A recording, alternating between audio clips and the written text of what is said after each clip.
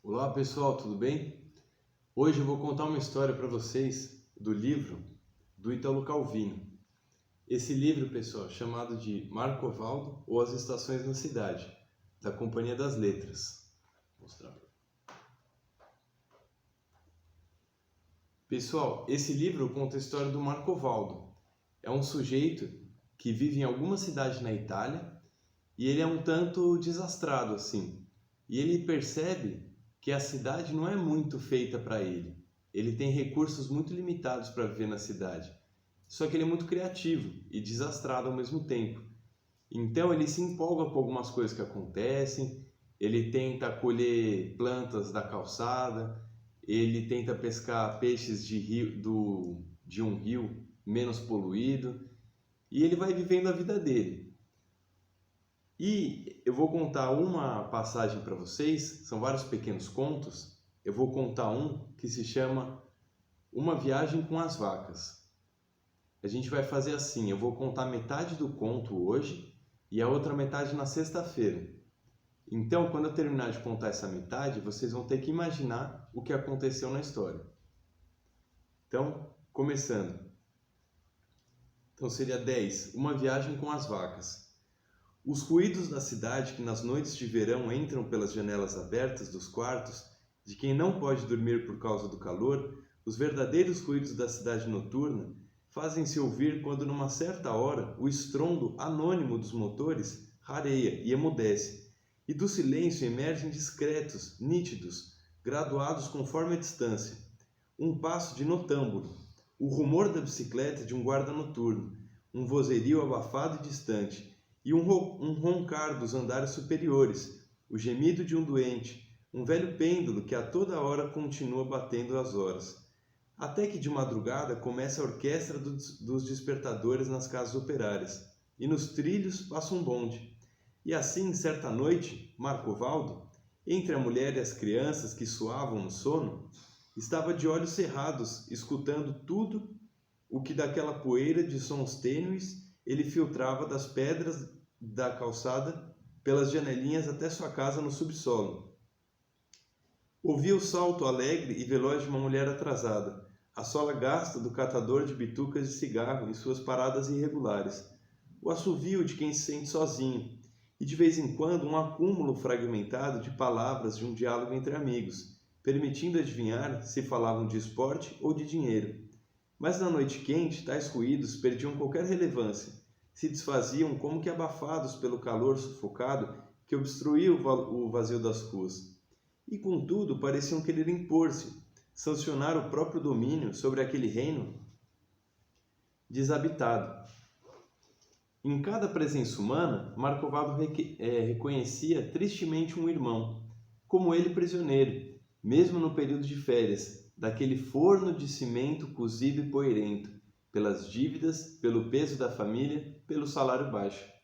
E como se a ideia de férias impossíveis lhe tivesse de repente aberto as portas de um sonho, pareceu-lhe ouvir à distância um som de sinos e um latido de cão, e também um breve mugido. Mas estava com os olhos abertos, não sonhava, e buscava, apurando o ouvido, encontrar ainda um ponto de apoio para aquelas vagas impressões. Ou um desmentido, e de fato lhe chegava um barulho semelhante a centenas e centenas de passos, lentos, dispersos, surdos, que se aproximavam e se sobrepunha a qualquer outro som, exceto justamente aquele dobre enferrujado. Marcovaldo se levantou, vestiu a camisa e as calças. Aonde vai? Perguntou a mulher, que dormia com um olho só. Tem um rebanho de gado passando pela rua, eu vou olhar. Eu também, gritaram os meninos que sabiam acordar no momento certo. Era um rebanho dos que atravessam a cidade à noite, no início do verão, dirigindo-se às montanhas para o pasto, subindo a rua com os olhos ainda meio colados pelo sono.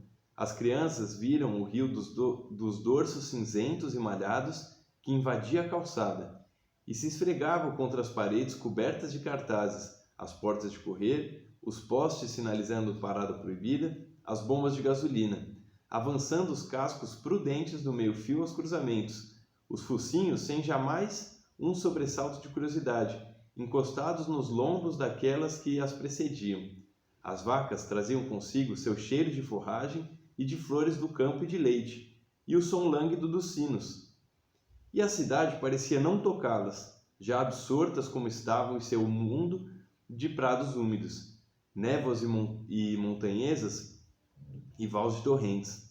Ao contrário, impacientes, como se ansiosos por ultrapassar a cidade, surgiam os vaqueiros, que se desdobravam em corridas breves, inúteis ao lado da fila, erguendo os bastões e explodindo em vozes aspiradas e entrecortadas.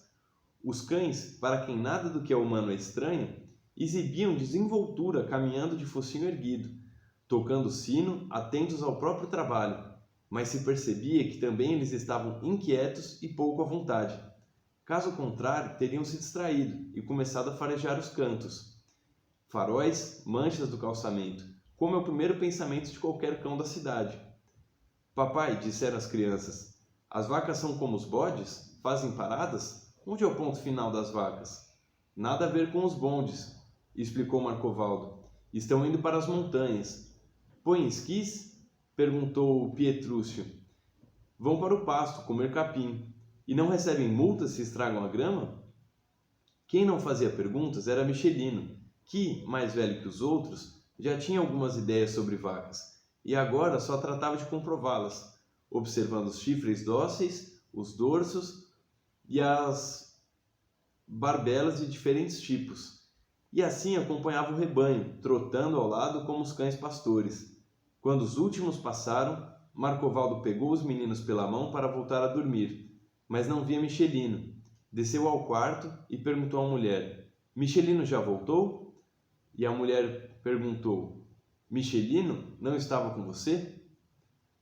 Então, gente, eu vou continuar o fim dessa história na sexta-feira, mas só entendendo então o que aconteceu. O Marcovaldo e os filhos foram ver um rebanho de vacas passarem, tem toda essa descrição sobre como as vacas se comportam passando pela cidade, que é bastante curioso, e ele não achou o Michelino, que é um dos filhos dele. Queria perguntar o que vocês acham que aconteceu com o Michelino. E será que ele montou numa vaca? Será que ele foi com a vaca, com um rebanho de vacas? E uma pergunta importante, para onde ele foi? Pensando no que o Marcovaldo disse, para onde as vacas iam? As vacas têm paradas como os bondes? Qual é a última parada delas? Aonde vocês acham que o Michelino pode ter ido? Que é o filho mais velho dele. O que será que ele foi fazer?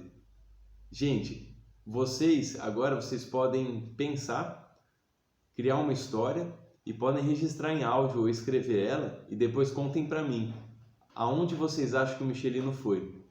Depois eu conto o final da história e a gente pensa mais uma atividade, uma brincadeira. Então até sexta-feira e um abraço, pessoal.